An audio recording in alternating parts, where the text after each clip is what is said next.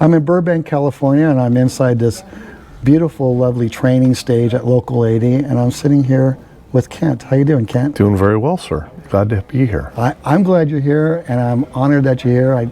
I kind of think of you as grip royalty.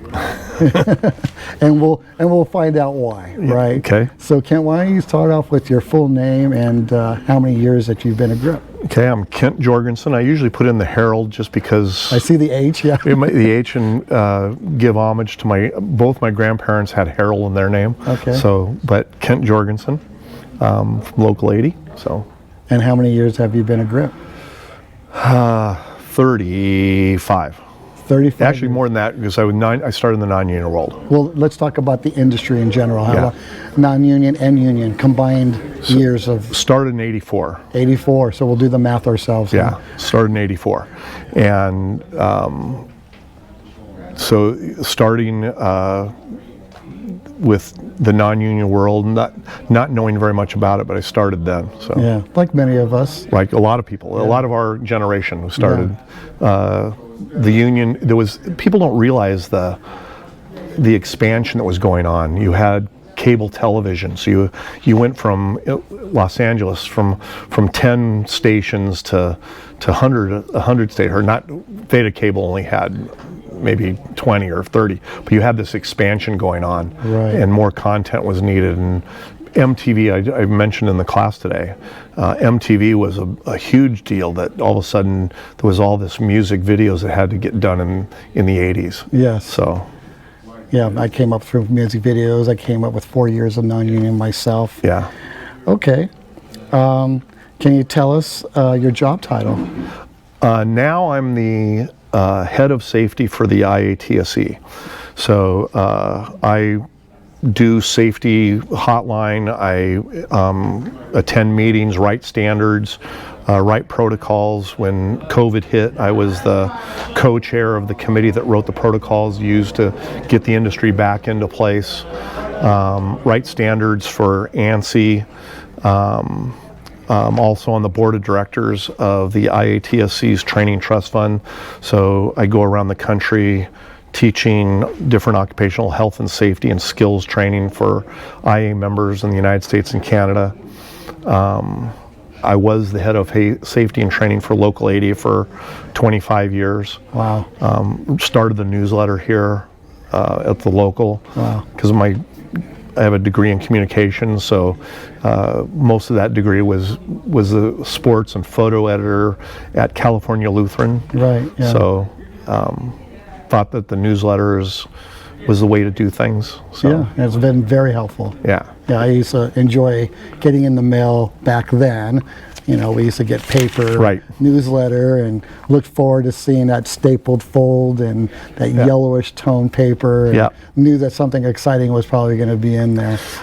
Well, the way I always thought, because I'd been involved in like student government and stuff like that in high school and things like that, and I'm a big believer in government and democracy, but I also believe that, you know, you have the right to not show up for meetings.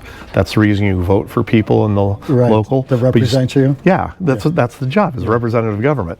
But you also should know what's happening. So how do you do that? You have a newsletter. You write it up, and that way people know, hey, maybe I should show up to this meeting. So, Well, let's set aside the safety for a moment, and we want to definitely get back to that, but we kind of want to hear your journey, right? Let's start off with your credits, the movies and shows that you've worked on, and just in case you don't forget, if you've forgotten any of them, I have some written down here, so we just want to hear the amount of experience that you've had. So I started out with a really low budget piece of crap. Like we all have? Like we all have. Called Cave Girl. Okay. Danny Roebucks was an actor in it he's kind of a high-end B actor, was in The Fugitive and things like that. And Charlie McIntyre, a local 728 brother who he and I had played football together in college, so I got him on it, so we started working on that. But I've worked on Friday the 13th Part 6, Nightmare on Elm Street 3, you know, a lot of the New World doing those things. but then got to work on The American President and Forrest Gump, Dracula. Got to work with Coppola. Was really lucky because I worked on a movie called Soap Dish with Whoopi Goldberg and Sally Field and Kevin Kline and all these people in it, and it got me in at Paramount. Okay. And so between shows, I would take a couple weeks off after the movie ended, and then I'd call Sal Mattia, and Sal would put me on, and I would work a couple days a week on The Gang. So I loved doing that, figuring out, the 8 and skate and that kind of thing. But Sal also, because he knew my capabilities, if they ever needed a dolly grip, or at the time there were 2 Star Trek TV shows that were filming there, and if they were going to go do a second unit, both the best boys would ask for me, and I'd go be the dolly grip for second unit. Nice. And then they'd get a second unit, like I worked on Patriot games for the reshoots, and worked on one day of what's the Bruce Willis Die Hard. Die Hard. I worked one day. It was just the setting up some stupid thing for Die Hard, but got to do a lot of goofy little things that don't have any credit for. Right. But you still worked on those shows, and gain that experience. Because I was willing to go and learn to pull hangers and all the stuff that it took to, being an old time grip. But, because some of the guys who were their normal people, because they'd already put in a 5-day week, they wouldn't want to work on Saturday. So they may have a press junket job to key. So because I hadn't worked 6 days, they would let me go key that for them. And it was just, them doing press, stuff like that. So it was a lot of great experience, and getting to do, I've done every job a grip does except the canvas room. So done the diffusion room, done all the different jobs that grips do, I've done them. Yes. So. All right. Well, I want to go back. I want to go back to the day you stepped off the stage at Cal Lutheran, graduation day. You have your bachelor's degree in communications. What's the plan? What did you have in your mind to get into this industry? Well, it may even go a little farther than that. Well, let's go deeper. Just a little farther. Yeah. Is at some point I decided I wanted to be a photographer. Okay. And bought at a yard sale a Yashica twin lens freeze flex 2 1/4 camera, and my high school had a really great photo department, so I learned how to do darkroom and stuff like that, because I'm not patient enough to be a painter, but I thought I had an artistic eye, so do photography. You get to do the art without having to do the work. Yeah, a little faster. A little faster. So I did that, go through, and I thought I wanted to be a marine biologist. I've been a scuba diver and wanted to be Jacques Cousteau and go do that. Okay, great. So I'm in college, and I take my first science, and it's counting the number of worms that we drudged up out of the bottom of Santa Monica Bay. Okay. It wasn't going onto coral reefs with sharks and stuff. Yeah, it wasn't what you thought. And I decided, screw this. That's when I decided I want to get in the industry. Okay. So I didn't know anything about it. My family weren't really ever involved in it, so I didn't know anything about it. So, but I wanted to play college football. So I was playing at Pierce College. Okay. Ended up going and playing at Cal Lutheran. Cal Lutheran being a small school, I was on the team, but I also was a sports and photo editor for the newspaper, because you had the ability to do that. And you had the camera. And but I couldn't take those pictures. But by that time I had better cameras. Okay. But I was able to go take other sports photography and that kind of thing. So I get done with Cal Lutheran, and my thought was that I'd try and play professional football, because they had the USFL in Canada as well as the NFL, and the Dallas Cowboys spent their summers at Cal Lutheran. So there was a tryout available with them, and I'd say I'm going to give myself 2 years, and at the end of 2 years I'm going to try and get in the industry. Okay. Became a coach at Crespi High School, which a lot of the parents out in the valley were in the industry. John Wayne's grandson was on the football team. Okay. So I'm there coaching, trying to stay in shape, taking tryouts and stuff like that, and nobody wants me, So I decide that, okay, I'm going to go to graduation, Memorial Weekend in '84. I'm gonna go to graduation weekend, or graduation day, and one of the parents of the kids will invite me out to lunch dinner after the graduation, and I'm going to ask him for a job, and that's exactly what happened. Oh, really? The dad, his name was Linkweiler. It actually was Linksweiler, but his stage name was Linkweiler, and he'd been a regular cowboy on Gunsmoke and a stuntman and a teamster. Plus he'd done some producing. It was a really interesting guy, and he's producing this low budget thing, Cave Girl. Okay. And I talked to him about it. He says, yeah, and brings me on. Wow. I got hired to do the stuff on Cave Girl because we went up to this old dude ranch up by Kernville, and it needed repair, and they were going to use this old dude ranch because it was low budget things. That the main house, they wanted to have the cast in it, and then the bunkhouse was going to have the crew, but it had a swimming pool and some other things, because my dad was a plumber and I had some construction experience, and I'd been a lifeguard for the city of Los Angeles for years. So I went up, fixed the pool, fixed everything, got it all painted so we could go up there and use that facility. Nice. Ended up working my way, because again, it was so low budget,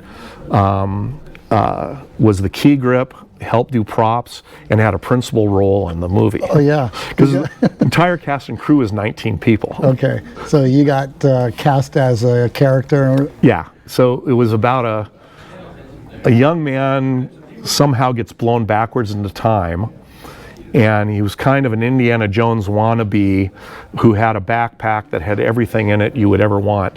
And he meets these Neanderthals with a modern Homo sapien woman who's good looking, falls in love with her, and so it's all this, comedy, TNA, high school comedy thing. Right. And I was one of the cannibals attacking them. Okay. So they had bones coming out, and it was wild. Well, I'm going to try to find that picture. It got made. It was amazing. Shane Kelly, who's a 728 brother and a 600 brother. There were a couple of other things that, because of problems with getting this started and funding.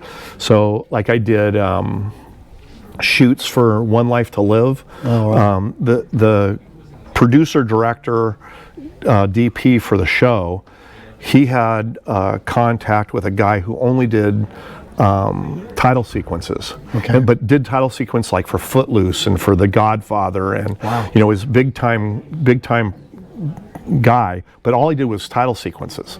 And so we were doing the title sequence for One Life to Live. So it was basically just taking slides, 10-second things, they were going to use 2 seconds of it, in Pennsylvania. So for 10 days, we went around just getting these shots. Yeah. And that was my first time ever being there, 5 of us doing it. Shane Kelly, he was the camera assistant. So I'm in this van, or a station wagon with him.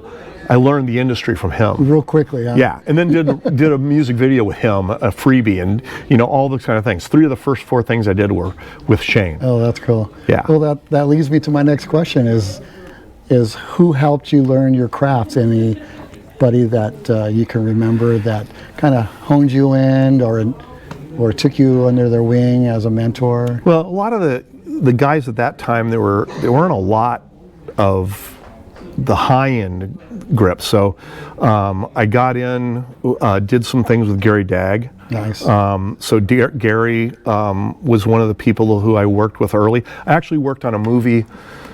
The studios wanted to prove that they didn't need the unions. Oh. And so they brought the union people in. It was Julie Andrews, Jack Lemmon, Julie Andrews' husband, Blake Edwards, was the director. Oh. So, this is big-time people.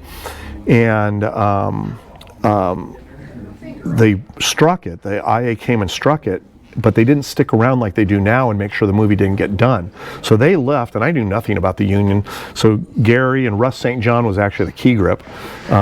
They started the movie. I came to do some little day thing, end up staying and hanging out to see if maybe they needed help. Right. And sure enough, they did. So, oh, I'll carry that and I'll do that. Ended up being on the movie. Ended up keying one day. Nice. Because Russ had to go do a commercial. Gary had to go do something. You're so next. I keyed for one day. Was in the industry for 18 months. Was keying with Julie Andrews. So it was very weird, you know, that little thing. But Herb Alt, you know, getting involved with him.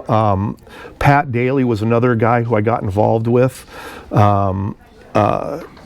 Pat, we were doing, they called it a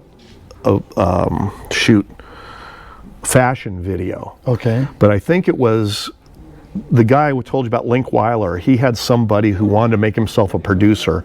He may have wanted to do more adult type films. Right. Okay. So he had this woman that he was trying to promote. So she wasn't a musician, but they put her in lingerie and they had sound and riding horses and all kinds of stuff. So we were up just at this place up in Fraser Park and doing this stuff. So Link said, Kent, I think you'd be a good key grip. I think, because I was learning this stuff, you know, different shows, learning what all the parts and pieces were.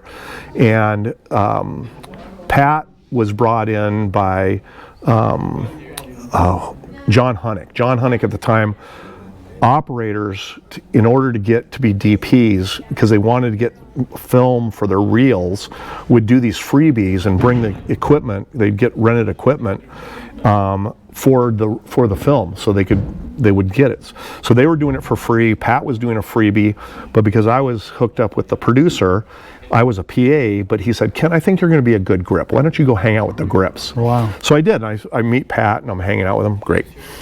We'd left 6 sandbags about 200 yards away. Uh-oh. And I'm still, you know, I'd been working out. This is only a few years. After I stopped playing football, I was playing rugby. Okay. So Pat said, oh man, I really need those sandbags.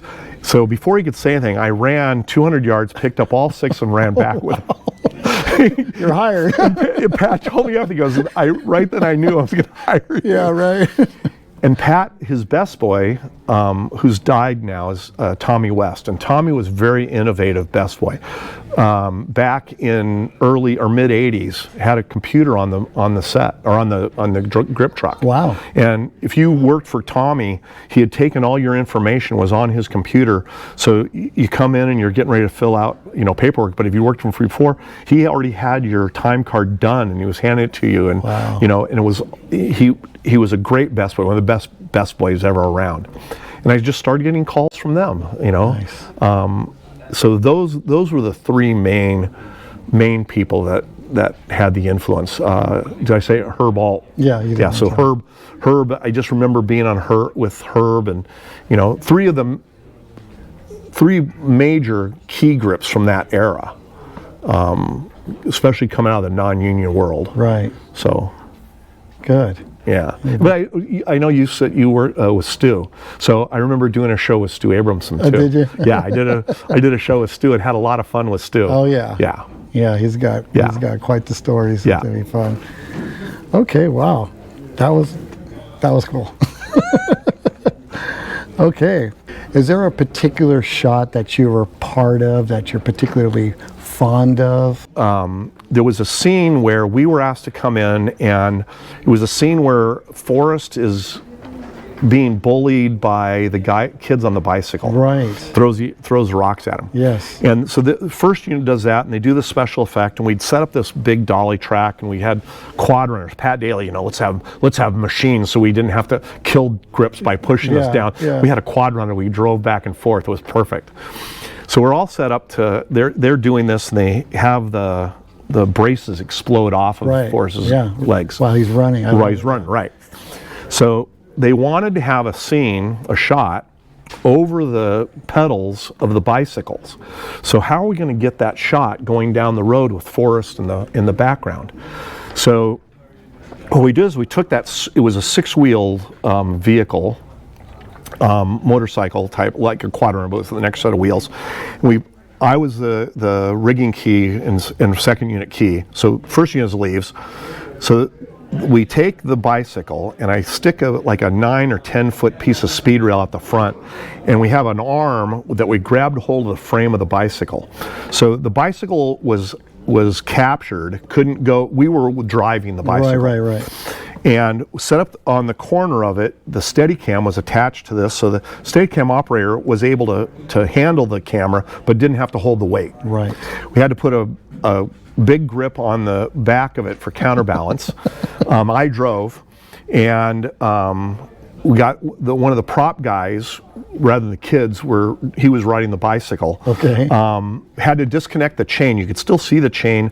It wasn't on the back sprocket, so you still saw the pedal because it was a direct drive. So it would only be able to go as fast as we were going. They wanted to just pedal as fast as they could. So, and we just did that shot going down the road over the shoulder of that. And it just, the rigging of being able to get that out there and being able to put that there was just, I was very proud of that. Yeah, you should be. It's a really good shot. Yeah. Oh, great story. Yeah. I love the fact that you're in those cinematic moments and you're a part of it.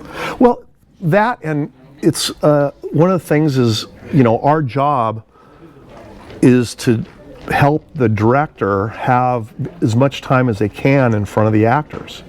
And one of the things that, like right now, I know we didn't want to go too much into safety. Right now we're trying to do this stuff with safety advisors.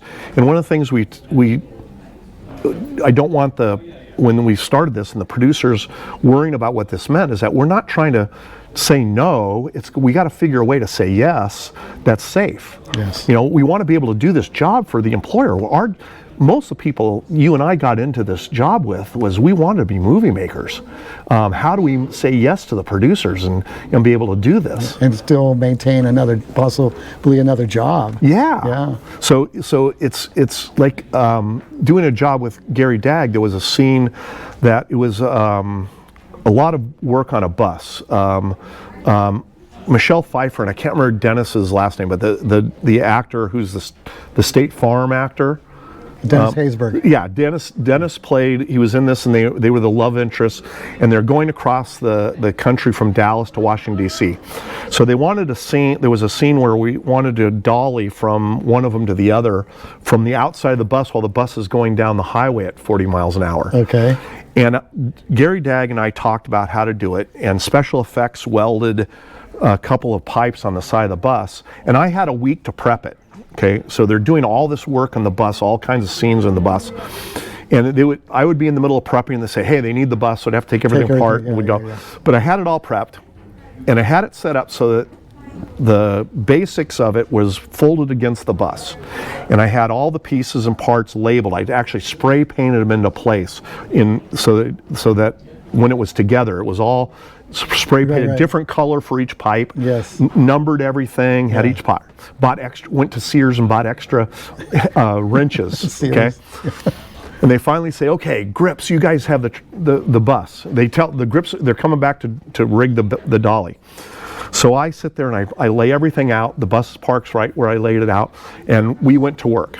20 minutes later, there was a 20-foot piece of track on the side of that bus ready to work. Okay, and we were already. Mike Connors was the dolly grip. I was the rigging key on the show. So Mike Connors and I, and then the camera assistant and the operator, and we trying to save weight. We used a skateboard dolly and put it on sticks. Right. But we were able to be doing this shot as it went down the highway, and everybody was so impressed. 20 minutes and that thing was ready to go. Right, with all that preparation. Yeah. Well, the prep helped. Yeah. Gary was wonderful. Both of us worked together. It's such a collaborative thing. And what I always love about key grips like Gary and most good people in this industry, immediately the director's walking off the bus and he goes to Gary, Gary, this is great, you did a great job. First thing Gary did was point to Kent and says, Kent did it. Yeah. And I said, well, we both did. Yeah, it's a collaboration. Yeah, but right away I was like, this, and I go, no, this was, and we made the grips look really good. Right. Made us look really good. That's great. Yeah. I love when those moments happen. Yeah. Like that. Yeah, and you're doing your job, right? You're doing your job, but you're doing your job better. Right. Right. I mean, you could have just done your job and, guys, I need 4 hours, But to be able to pick at it, to be able to color coordinate and number the sequence of piping to the clamps, Right. and then to be able to go, okay, Kent, you're on. And you did it. And you did it safely. I mean, just think about it. This bus is moving. I don't know if anybody understands that. The bus is moving, the camera's on the outside and doing a tracking shot Right. through the windows. And it And probably I'm sorry, do you remember the movie? Love Field. Love Field. Okay. Love Field is the name of the movie.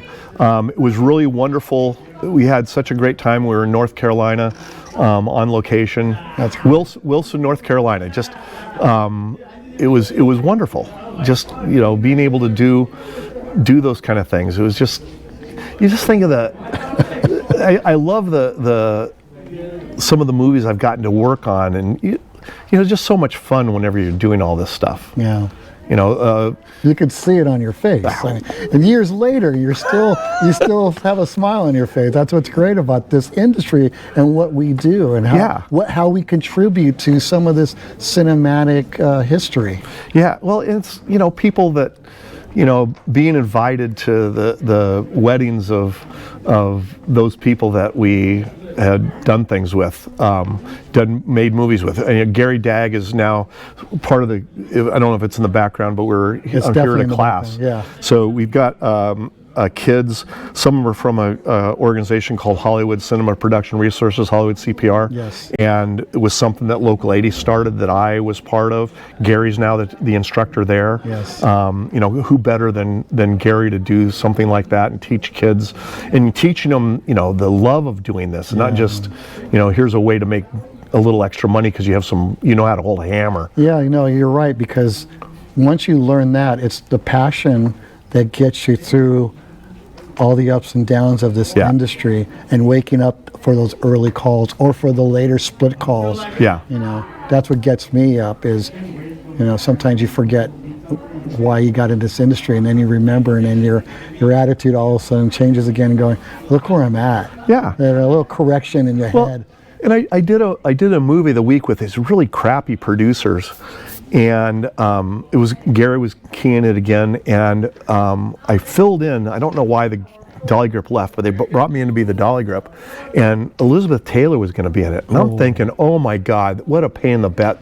She must be this witch if all of the tabloids treat her the way they do. Okay, you're going off of what the tabloids. Yeah, I'm going off with the tabloids. She must be just terrible. Right. And we show up, and the other thing is that they said she's got a 10-hour or 8-hour deal. That's it, 8 hours. 8 hours and she's done. Right. Okay. So we're going, oh man. So that means she shows up. She comes back out of hair and makeup 15 minutes late. She wants to leave early. It's just going to be a pain in the ass. She's going to be just terrible. And it turns out that she was part of the system, the studio system, is that she would show up, she knew her lines, she could feel her light. She didn't have to look for marks. She could feel where the light was hitting her perfectly. Right. And they would say, oh, she's going to be, half hour in makeup. 25 minutes later, she's there, she's ready to go. Wow. She's got a stand-in who looks like her. The stand-in would tell her if there was any movement to take. She was wonderful.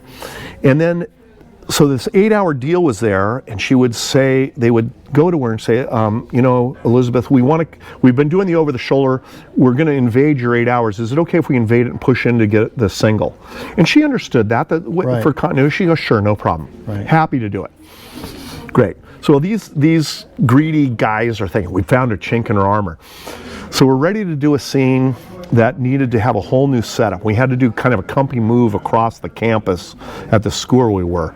And it was a half hour before her time. And they said, Elizabeth, if we get ready for this, can we do the master and we'll get the coverage tomorrow? She goes, sure, if you get it done ready. So we're there, we're throwing stuff up in the air and putting dolly or dance floor down, and 5 minutes before her time's up, here comes Elizabeth, and she's in her makeup, she's in court, she's ready to go. She sits down, she's watching us, and the 8 hours is up, and she stands up and says, well, it looks like I'm going to see you all in the morning. She leaves. She was there, ready to go. Yeah. If you were ready for her, she was there to do it. You're not ready? See ya. Yeah. It was perfect. Yeah. It was perfect. But she seems like she's class all the way.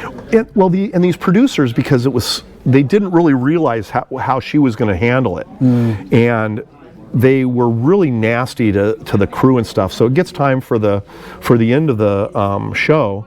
Well, tell this story first. So you know how something will happen once in a while, and Elizabeth happened to be sitting on the dolly a lot, so she was close for eye line. Yes. So the first weekend, my wife and I went to the swap meet for the Rose Bowl, and I bought these 2 doilies. So when Elizabeth was going to sit on the dolly, I said, "Wait a second, Elizabeth." I put a doily on the Fisher 10 seat. She just thought that was great. Oh, that's cool. So I'm freshly married less than a year, and Elizabeth, finds out they're not going to have a wrap party. So Elizabeth says, "What do you mean you're not going to have a wrap party?" So she has it at her house in Brentwood. Wow. Okay. She invites everybody there, and it's there. So we show up, and my wife is this little girl from the prairies of South Dakota. And here she is. And we're in Elizabeth Taylor's house. And I go in, and Elizabeth greets us at the door. She's greeting people at the door. And she goes, "Oh, Kent." She gives me a big kiss, and my wife is just dying. We're in Elizabeth Taylor's house, and Elizabeth Taylor's kissing my husband. She knows my husband's name. And it was wonderful. I know that when I came into this industry young in the early 90s, that safety wasn't a big concern. How was safety when you were coming up? So the key grip has always been, that I learned right away, is the person with the common sense and the person who is the go-to person about safety. And it's not that safety was intentionally not followed, it's just that all of us, and in the class we're teaching, you talk about, all of us have a risk threshold that we're willing to take. As you drive to work, some people drive closer to the car in front of them than not. So it's not that safety wasn't a concern, it's just that we can do this, how can we get it done? And one of the things that I learned with safety when we talk about it is that safety regulations are written in blood. And I remember when we've been talking about, there's some safety concern, this is during the non-union days, and everybody kind of felt that maybe this isn't quite right, maybe we shouldn't be doing it. And you're around with a group of people, and the producer kind of feels like they're going to want to say, "Let's go forward," and somebody in the back, and a lot of times it was me, would say, "Bring the helicopter lower." Because it's when the Twilight Zone had happened, and that was one of the things they talked about, is bring the helicopter lower. So that's kind of a cue to, hey, we should think about safety. Right. And I was told early on that safety regulations are written in blood. And my job was created, or the safety committee for local aid was created, when Pat Tanner fell and died on Indian in the Cupboard at Sony Studios. And that whole incident and Twilight Zone was what caused the head of safety for Warner Brothers and another guy, Lowell Moore, who was one of my mentors from Warner Brothers. They came up, along with some other people, they came up with the idea of the safety passport program.